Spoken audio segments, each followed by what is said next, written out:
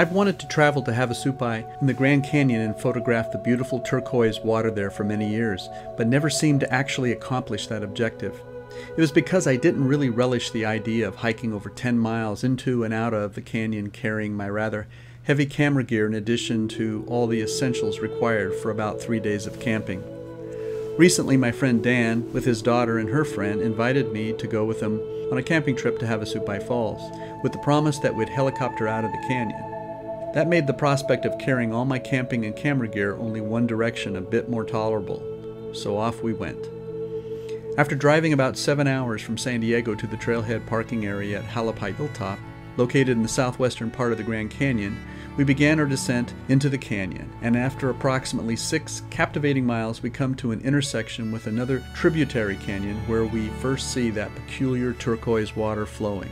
The color is derived from high concentrations of lime which liberally coats the stream bed and surrounding pools, producing that unique blue-green hue.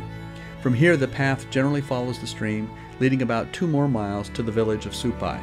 After checking in at the tribal tourist office and grabbing a quick lunch at the little diner, we hike another 2 miles to reach the campground, and then another half mile before finding a campsite we like along Havasu Creek under cool shade trees. Once settled in and bereft of our packs, we head off to Mooney Falls for an evening swim and some photography. However, halfway down we discover a rather unnerving near vertical climb down to the bottom which requires the use of both hands and feet. Since our legs were still ailing from our long hike, and I was lugging a tripod and full-frame camera, we postponed our descent for the following evening.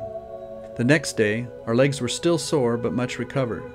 Having a friend place my tripod in his day pack for the climb down, I was then able to use both hands and hold on to the chains anchored into the rock for the last 50 feet or so to the bottom.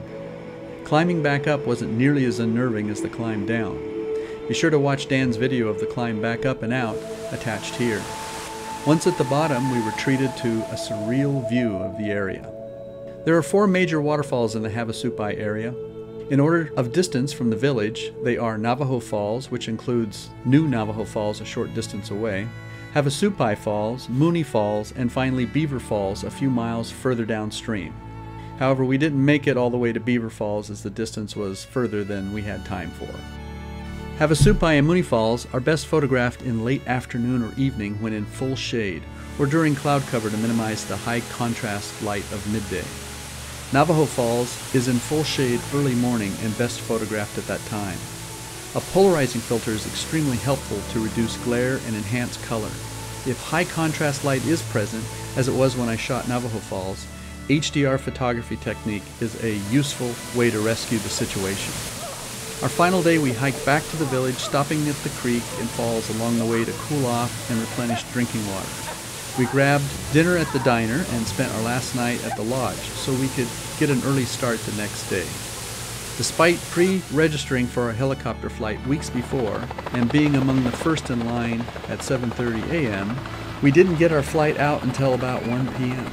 That's because the Supai tribe members get first preference despite registration or when they arrive at the helipad. What took nearly 5 hours to hike in only took about 5 minutes to fly out. I'm glad I took the opportunity to visit this part of the Grand Canyon. If you think you'd like to make the trip, I suggest bringing at least 2 or 3 liters of water for the trip down. After that, it's easy to replenish water by treating or filtering. You'll want warm weather if you plan on swimming, but you'll probably want to avoid the hottest months and monsoon season. You should also be in decent physical shape for the hike.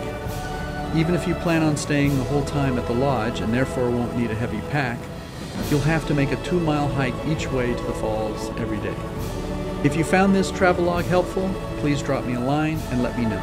As always, remember, keep shooting.